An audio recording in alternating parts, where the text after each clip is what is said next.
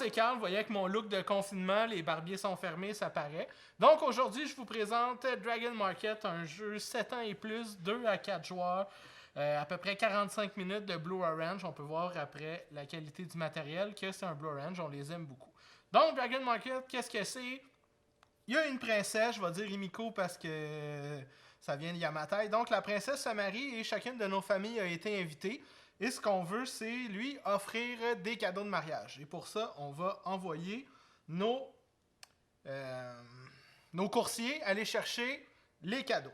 Pour savoir c'est quoi les cadeaux qu'on va faire, on a ici les cartes bleues pour un mode débutant, puis on a les cartes rouges, c'est le mode avancé. Mode débutant, un joueur va devoir en réussir 2 et dessus, on voit les cadeaux à offrir.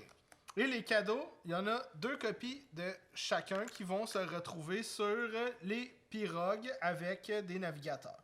Pour le setup du jeu, si on joue à 2 joueurs, on va prendre 2 coursiers opposés à 3 ou 4. Dans le fond, on va comme ça. Comment les pirogues sont placées? Chaque joueur, un après l'autre, va les placer n'importe où. Dans le fond, les pirogues, n'importe qui peut les contrôler, qu'il y ait un joueur dessus ou pas. Et ensuite, chaque joueur va prendre les 2 cadeaux en question et venir les positionner pour que tous les emplacements des pirogues soient pris. Comment ça fonctionne à mon tour? Je vais brasser les dés. Puis là, ben, on peut être un peu déçu de Blue Orange parce que ça fait pas super longtemps qu'on le voit. Puis on voit que les dés sont déjà un petit peu effacés. Je vis de la déception. Donc, on va brasser les dés. Puis le nombre de petites faces de dragon va me dire le nombre de mouvements que j'ai. Mes coursiers peuvent juste se déplacer sur les pirogues, mais ils ne peuvent pas sauter par-dessus les navigateurs des pirogues. Donc, ici, j'aurais 6 mouvements, mais je peux faire 1, 2, 3, 4, 5, 6 pour aller là. Mais les pirogues aussi, j'aurais pu les tourner sur leur axe des navigateurs. Donc, si je fais une 1,90 comme ça va compter. Dès que j'arrive sur un cadeau qui est sur ma carte, je vais le récupérer. Dès que j'ai les 4, il faut que je retourne à mon quai pour pouvoir dire que ma carte est complétée. Je vais en piger une deuxième. Le premier joueur qui arrive à faire ça gagne la partie.